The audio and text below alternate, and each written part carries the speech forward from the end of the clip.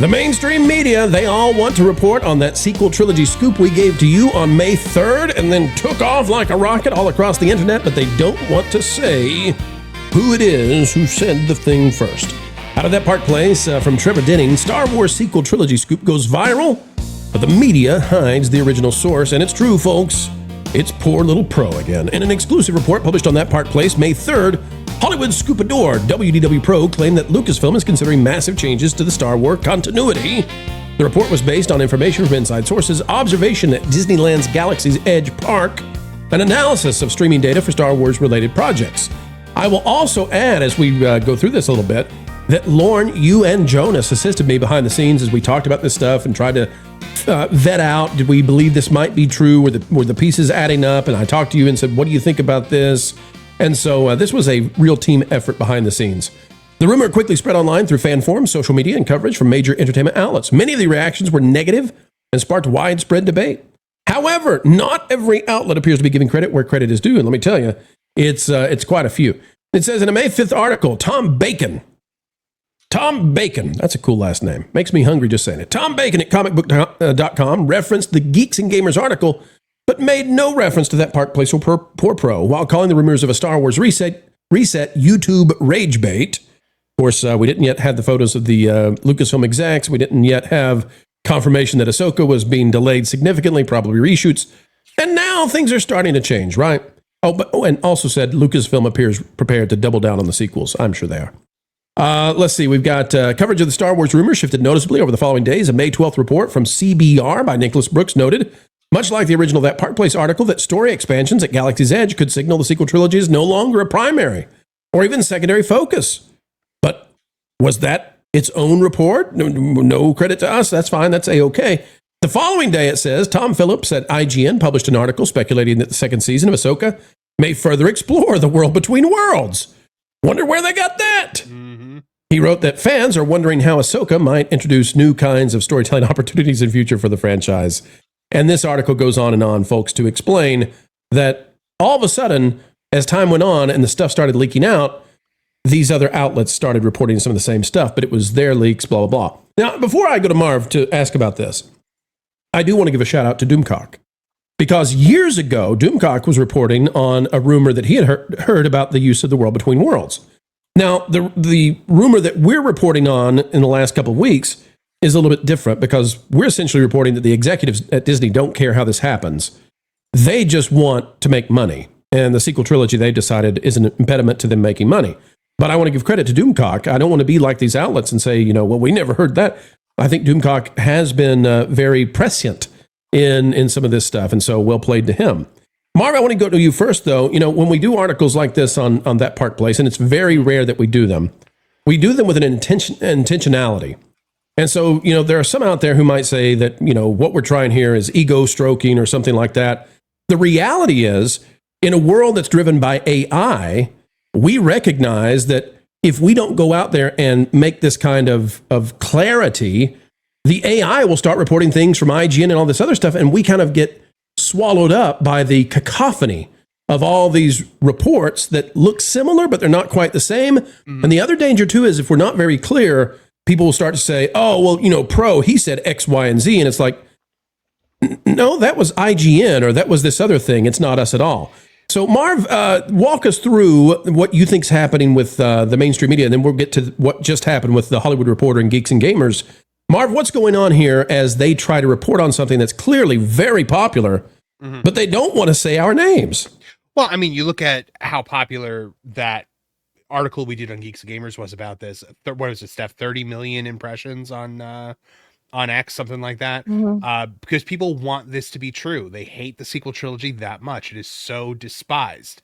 But yes, it is. The new media has to defend itself because the mainstream Hollywood access media will try to chew up and spit out things that originate in the new media because they don't respect it. And they'll try to repurpose it. They'll try to turn it into something that serves their purposes. And you have to, every once in a while, stand up and say, no, like, you're wrong. That was ours, and we did that. And, like, you're wrong to not cite where citation is due. We will always make sure to cite, Deadline when they have an exclusive, or the Hollywood Reporter when they have an exclusive, or I will even cite Variety, despite the fact that I despise it with everything that I am, whenever they have something that is an exclusive to them. So, it's just journalistic, I guess, integrity. It's a tip of the hat. It's and obviously I think we have to have a reasonable defense, right? I think that because what they do is they send this tsunami of coverage, but they don't tell people where it came from. And the other thing, you're exactly right, Marv, on how interested people are in this being true. One of the things that we talked about before we released this, and Lauren, I'll go to you on this one, because you were there as we talked about how we were going to present this and what we could and could not say according to the sources. One of the things that we had to be very careful about, and this is still rumor. I mean, it's still talking about a future product. We don't know exactly how this plays out. But Lauren, you and I talked about not being the tail that wags the dog. Because what can happen is, if we put out a rumor and it's so darn popular, Disney executives may say, well, my gosh, this is clearly what people want. And then suddenly the prophecy comes true through that. So we have to be cognizant of that. I don't know if that's good or bad. What are your thoughts on the way that plays? Well, the opposite is also true, which is that if we are too close to what their internal intentions are, it could cause them to veer off and choose to do something different so that the appearance isn't made that they are doing what we suggest they could do. So this kind of story is always weird because we are basing this off of some internal sourcing from people that have knowledge that is coming from inside. Allegedly. But there is also speculation that's involved. We're trying to connect the dots to figure out how would you go about doing this if you were going to do so. And I feel like sometimes the audience is focusing on the speculation as though this is what we are saying is going to happen. That's not the case. What we are saying is that they know there's a problem. They know they need to course correct. They are in the middle of making their plans to course correct. And then we are speculating about what that could mean and how they would go about doing it. Their actions on the ground are showing that they are making changes. What the result of those changes will be is yet to be seen. Yeah, and I would say, too, that we could not have planned anything regarding this timing. There's just no way we could have done it. There's no way I could have predicted that 12 hours later that Nielsen would come out and, throw the sequel trilogy under the bus big time. There's no way that I could have known that hours after that, the photo would leak of all the top Disney executives flying to San Francisco to meet with Lucasfilm. And there's no way I could have known that a few days after that, Ahsoka would be delayed. I mean, just the number of dominoes that started falling. And we did say, when we did the stream and when we broke this down, I said, we have to get this out here before May 4th, because I'm afraid if we don't, we'll be late. And man, was that right, because we did a special Sunday night stream that we never do. And we did it, and we had massive attendance and all that kind of stuff. And that, I don't know if you want to call it luck. I don't know if you want to call it, just understanding this game after we played it for so long, but very important that we did what we did when we did it. I do want to call out a particular comment here that I see in the chat, which is Joey After Midnight saying they credibly can't afford to course correct. They should just stop moving. It's dead. Stop beating it. Here's the issue. They credibly can't afford not to course correct. Now, that doesn't necessarily mean that they're going to discard and get rid of the sequel trilogy, but they must shift tonally and change the focus and stop talking about the sequel trilogy. The Star Wars right now is very nearly a completely dead brand, which is the most dangerous place that it could possibly be because people don't care anymore. The Mandalorian and Grogu is showing that. The fact that Disney top brass turned up at Lucasfilm headquarters should be sending a pretty clear signal that the people who count are telling them, you're going to fix this. Now, I will say, I have one hope for Star Wars. Okay, and I'm not going to make the New Hope joke here. Wiz, I see the look on your face, and I'm kind of delayed in where I was intending to go. I'll get to the Hollywood Reporter thing in just a second, and it's a big, big deal, and I'll explain why in just a second. But Wiz, before I go there, I'm surprised at how angry people still are towards Disney and Lucasfilm and Star Wars. We've been doing nonstop coverage because I believe in making content that audiences want. It's been my observation, audiences want us to talk about how badly The Mandalorian is going to do. And I suspect that's because, unlike many franchises, we're still not in apathy. And that shocks me. I thought we were in apathy, but people are still angry at what was done to this franchise. Because you know what it is? It's a matter of justice because people feel like they've been wronged a little bit. It's also a matter of accountability. And I think that's where it is more so than the justice angle. It's people want accountability for the media. They want accountability in politics. They want accountability in business. They want to know that people are being held accountable for taking advantage of other people. And that goes across in every different direction. But you know what, Pro, to your the point that you've been making through this is, you know, they're kind of downplaying the scoop that you've got. And what we're going to show in a second is they're downplaying another story from one of the panel here. But I have a quote here from somebody, because it's not just Star Wars where this happens. Here you go. I'm going to read this. If you send me links from Geeks and Gamers or any other Gamergate adjacent sites, I'm going to laugh at you and disregard it as misinformation. I think I know who that is.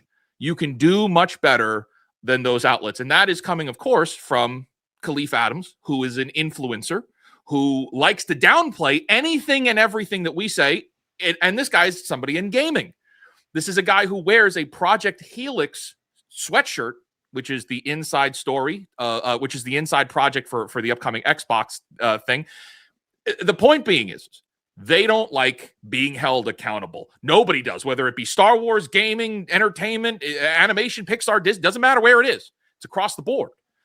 And that's what we do. That's what we try to do. We try to hold them accountable. And that's why people care. That's why people keep paying attention. People keep tuning in because they want to know, are you going to get them this time? Do you have something to really stick it to them for what they did to the things that I care about? Are we getting the justice? Are we holding them accountable? Are people being paraded out and being fired yet? Because that's what people really want to see. You know what they're angry about, Wiz? They're angry because for the 27th time, there'll be an article talking about The Acolyte Season 2 should happen. And it'll get 100 views. And listen, I'm on the side of it. Give me Acolyte Season 2. I need another garage, all right? I will name it. I will name said garage after Amandla if we can just get one. But they get 100 views, and what they're mad about is whether this rumor comes true or not. We're talking about something, decisions will happen behind the scenes going forward. Whether it comes true or not, there's no denying the number that you see center stage, bottom of that screen. Almost 26 million views on this alone. Not to talk about the follow-up posts and everything else. 26 million people interested in the idea of the sequel trilogy going away. All right, let's talk about The Hollywood Reporter for a minute. Because things, they are changing. This just came out today. Disney under fire over staged Pedro Pascal Mandalorian fan encounter. From James Hibbert, it says the Mandalorian Grogu star seemingly stunned a group of Disneyland tourists on Smuggler's Run. But things weren't exactly how they appeared. Here's what happened. Now, folks, you know we've covered this on the Pro Channel. We've covered this on That Park Place and Geeks and Gamers. But the Hollywood Reporter now catching on to this. Where did they catch? How did they find out? Why would the Hollywood Reporter, whose job it is to defend the Mandalorian, why would they even know about this? Well, hang on.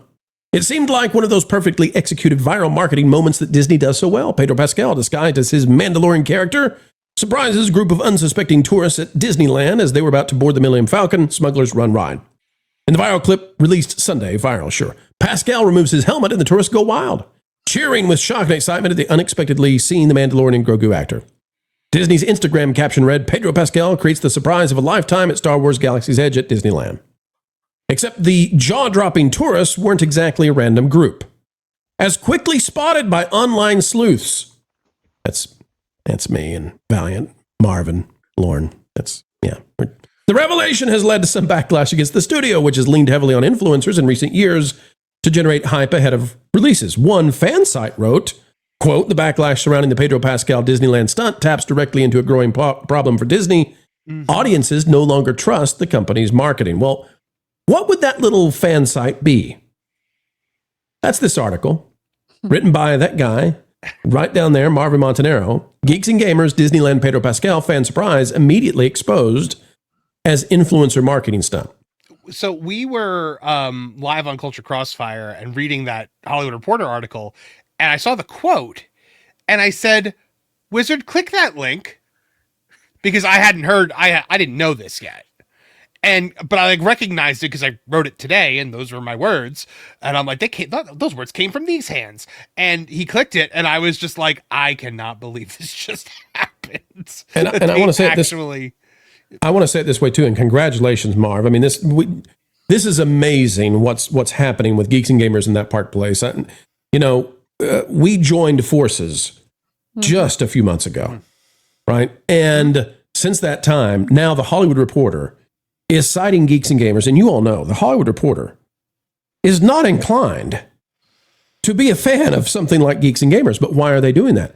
Because who's getting this stuff first? Who's figuring out the lighting angles and saying, wait a minute. There are professional lighting rigs for the lighting to go in this direction and that direction. Mm-hmm. That's what we're up to. We're figuring this stuff out, and we are now leading, even if they don't want to say our names, even if they won't say, again, folks, look, they won't say Geeks and Gamers, but they'll link to Geeks and Gamers. Site. Yeah. By the way, Hollywood Reporter, loath am I to correct your reporting, but we are not a fan site. We are a legitimate news organization. That's right. That competes with you. But I would personally just like to congratulate the Hollywood Reporter for finally citing a legitimate source in one of their articles. So I think they're really coming up in the world. Steph, what do you think about the way that Geeks and Gamers and that park place, that everything is starting to shift in the new media, and now we're leading what the legacy media does, even if they don't want to say the names of the people doing the real work? They don't want to say the names. That's why they linked it as, a fan site. They want to delegitimize where they're getting this information from and call it just a fan site. Oh, it's just this little tiny fan site over there. It's to delegitimize it. And they're actually the ones that are bringing you the real news. The Hollywood Reporter, Variety, they would kill to have those kinds of impressions, like the 26 million impression. They would kill to have that kind of activity on their site. And they're not. Nobody's going to their site, and the reason is because people just don't trust the mainstream media anymore, because they know that they get these scoops from Hollywood, and it's to further a specific agenda. And with Geeks and Gamers, with that park place, we're just giving you the news as we see it. They're just delivering the news as you see it. They're seeing through all of the Hollywood BS. And yeah, as far as what Wizard said, I mean, it is 100% holding people accountable, calling all of this stuff out. And yeah, I mean, look at all of that. Look at that. Now you be nice. Likes, they 11 likes, 747 impressions. It's hard to get 11 likes these days, okay? This is not easy, all right? They got 7 on Mandy Moore. Hey, our article with Pedro Pascal kissing Colbert hit 1 million impressions. Yeah, a little fan site. Little tiny fan site. And but here's the thing. Our article on this, on the influencer thing, I mean, it did well. I think it had a couple thousand impressions, but it did not get 26 million impressions the way that other one did. That means the Hollywood Reporter saw this because they're watching us. And they absolutely. should. They've always kept tabs. And I think that they're infuriated because, Geeks and Gamers, Nerdrotic, Critical Trigger, all of these sites, that park place, these are all the people that they've been fighting against. Mm-hmm. These are all the toxic people that they've been fighting against for years and years and years. And how dare they do better? Steph, that Critical Drinker interview with Andy Weir, changed the industry for a little bit. Yes. I mean... Well, not even just that one. Look at what Critical Drinkers, interview with Andy Weir. Look at Nick Shirley's independent reporting. Oh, yeah. How that's turned the entire country on its head. Yeah. They're leering every day. Leering every day from that. And they're terrified of it. Andy, I'm going to give you the final word on all of this. You've been watching over the last 2 years as the new media has taken the lead. The first time that we really saw this was Joe Rogan hosting the then presidential candidates. At that time, former President Donald Trump and Vice President candidate J.D. Vance. He hosted them on the Joe Rogan Experience and had more views for those 2 episodes than ABC's presidential debate. Mm-hmm. And in my opinion, that was the beginning of this, and it's continuing. And outlets like That Park Place, Geeks and Gamers, all of the channels in this orbit, really are starting to take the lead, and the legacies are following what we're reporting. And exactly right, Marv. They're coming here to figure out what the headlines for tomorrow should be. Andy, where does this go? Is this going to continue on without conflict, or do we get into a little bit of a rift with them in ways that we haven't yet seen? Couple things. I think you really have to be careful now about the something that had been circulating around in the background of Doomcock stuff about how many things are being planted falsely. Yep. To try and find it to mislead people. We were all familiar with the Kathleen Kennedy is going to get fired rumors. I think the bigger mystery is how Kathleen Kennedy wasn't fired earlier. You can't lose billions and billions of dollars and not have that kind of accountability. I think that a lot of the Wall Street people, that the money makers, they would just listen to somebody who would tell them. And it's sort of like you finally get around to the truth coming out and like, hey, wait a second. These guys that you trashed were right all along. They were saying this stuff all along, and it's come back to bite them. The legacy media, they've done this to themselves. Their credibility is shot. I mean, look at how many times they've announced new Lucasfilm projects that have never ever come to fruition, and yet they look at the fan sites and the new media, and how many times everyone has been correct, everyone has been right. We had our friend Gary had very close personal friends of his who were acting on the set of The Mandalorian, reporting things that were going on the set, but at the time they were under NDAs and they couldn't speak about it. So truth eventually comes out. They can try and bury it as much as they want. You're kind of limited to how many ways you could retcon this and change it, but clearly it has to happen. So one of these things is going to happen with it. The legacy media, the people that don't pay attention very much, that just watch headlines, that don't do what we do and absorb this stuff, they're not really paying attention. Frankly, they don't care very much. They're not the ones going to go see Mandalorian Grogu because it doesn't say Star Wars in it. It doesn't say something to them like, oh yeah, I recognize this. This is only for people that have watched the show, maybe some younger kids. The best we can hope for is it's going to be inoffensive.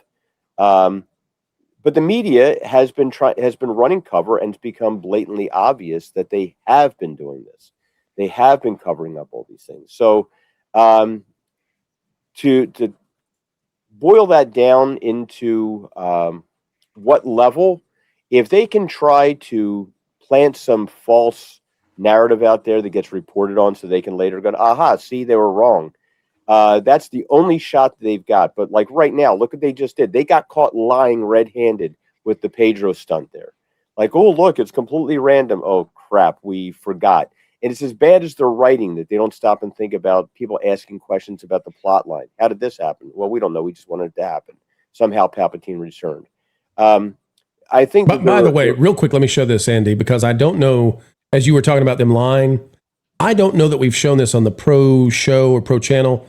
This is one of the ladies who was, she's in that picture, and you can see down here, she's with the Grogu purse that's in the picture with Pedro Pascal. Mm-hmm. All these other pictures are her on the red carpet. Oh, no, they removed the pic. Oh, okay. Well, we've got this one. It's still good enough. Well, and they got the one with her with the gentleman who, who was one of the rogue pilots in Mandalorian. Right. Carson Teva. Yes. So they're not even good at this anymore, Andy. I mean, it's not hard to catch them any longer. Right. Well, so you've got her. You've got one guy who has a Star Wars YouTube channel with over 60,000 subscribers on it. You have another guy who has a very popular Instagram account that mostly does Star Wars stuff with over 20,000 subscribers on it. These were all influencers. They were all chosen very specifically because they form, the ethnic rainbow that Disney loves in all of their marketing. And Wizard and I were talking about this on Culture Crossfire, and I said, could you imagine if it was Make-A-Wish kids instead of a bunch of Gen Z younger millennials? Like, could you imagine if they brought like a bunch of like needy children or like, Make-A-Wish kids in there and had Pedro Pascal meet them? Like, how much better of a clip that would have been? Like, we'd be celebrating them today if they did that. Yeah, Yeah, 100%. Instead, because here's the thing, influencers have the trust of the people because nobody trusts the Hollywood machine anymore. But Hollywood is trying to turn the influencer economy on its head by now infecting the influencers and giving them the access that they so crave to take control of the influencers. And then the only thing that's going to happen with that is nobody's going to trust influencers anymore because they're going to think they're bought and paid for. And a lot of them are, because you're taking fans of something that they've dedicated their essentially their lives to, and you're inviting them to Hollywood premieres, and you're giving them, cupcakes, and you're giving them gift bags, and you're giving them access, and you're having them meet Pedro Pascal. And, they're not going to put Peepaw in front of actual people. That's never going to happen. Like, because, he's so divisive, somebody might say something to him. Johnny Depp, they threw him out there in the middle of the Pirates of the Caribbean attraction, and he greeted actual guests. And they can't do that anymore. Yeah. Can't do it anymore. Go ahead, Steph. What I've learned with influencer marketing is that the reason companies do it is that it's cheaper. It's cheaper. I've seen it, influencer marketing in every aspect of entertainment and also, other things, because I don't also just pay attention to entertainment. I pay attention to a lot of other things, and there's influencers for pretty much everything out there. And it's easier to bring over some influencers and, schmooze them, give them a little gift basket, give them access, because, oh my goodness, little old me with however hundreds of thousands or millions of subscribers, this mega corporation is reaching out to me, really? And so it's easy to get these people, fly them over. It's a lot cheaper. And then they put out however many videos they're contracted to put out on their channel, and they influence all of their millions or hundreds of thousands of fans. And it's cheaper. It's cheaper for these companies to do that. And I've found that, like, lately, people are just kind of opening their eyes and sort of like turning away from influencers, because after a while they sort of like lose their genuineness, authenticity. Their authenticity. They start losing that. So people just stop watching them. But it is cheaper. It's cheaper for, to have these 20 or so fans come out and Pedro surprises them. And then they write an article about it. It's cheaper than marketing. Right. And look, it's fine to have brand deals as a social media influencer because you're trying out these products and then you're recommending them based on, whether or not you like them. But when you are like being brought out to these Hollywood premieres in the guise of this is a totally, organic and authentic, reaction to something, that is absolutely insane. And it just flies in the face of the trust that people are supposed to put into these people. I'm shocked there wasn't anybody from your, Sarlacc, or any of that kind of like those people, the spit take guy. It's just like when Doomsday, or when Marvel did the same thing with like the Doomsday trailer. We invite the fans out to see the Doomsday trailer, and they're literally like Eric Voss, like out there. It's like, really, these are the people that you're bringing out, YouTubers and influencers. And I saw someone say on like, oh, but you don't understand. We're not told who we're gonna see. Okay, but you're still there to see somebody. You're still there. Right. You're still picked. It's not like a genuine, like, hey, we're just walking around Disney and we decided to pick random people. No. You are still selected because of the following that you have. And we know that we're going to get a big reaction out of you. And this was almost even more insidious, though, because, you had, they didn't bring out the hundreds of thousands of followers influencers here. They were going with tens of thousands of followers. They were trying to like keep this on the down low. So it wasn't people you were going to instantly recognize, not that they'd ever bring like Star Wars theory or anything on there, but it's people that, you don't instantly recognize until they start talking. It's because we have the Shills clip and everybody recognizes them now. We've played it enough, haven't we? Well, one on the left there. Oh, go ahead. She was at the Acolyte Leslie Headland event, so I recognize her. Sometimes you got to go back to the greatest hits, right, Wiz? Well, and the one there in the jean jacket, I recognize her from being in Peacemaker and Orange is the New Black. Wow, how about that? Folks, it's just so good for the legacy media that we are here looking under the hood every day of how it really works and bringing it to you. So, journalists, if you want to know tomorrow's headlines, stop on by this channel and more. We've got tomorrow's headlines today. At least that's what I hear. Wait, what? Let's go! Jabba, right? Oh no! Sarlacc! Star Wars Outlaws pre-order available now. Guys, this is one of, if not my most anticipated game of the year. Anything that's got me going pew, pew, pew, pew, pew, pew, you know, sign me up. I gotta say, the concept of this is enough for me to go, I might even pre-order. I might even get my tickets early. That guy blocked Wizard. That guy blocked me on Twitter. I've never interacted with him. The bald guy? The bald guy blocked you? I might as well pre-order it. Yeah, like he blocked me. You guys should have had an Asian connection. What's going on? Why is he rejecting you? Well, that's just internet rumor. You don't know I'm like an anime character. I'm not Don't actually empower. one pro. All of Asian this, Gandalf. all of this Wizard is Asian stuff will fly out the door when you meet him in person and see how tall he is. They don't make him that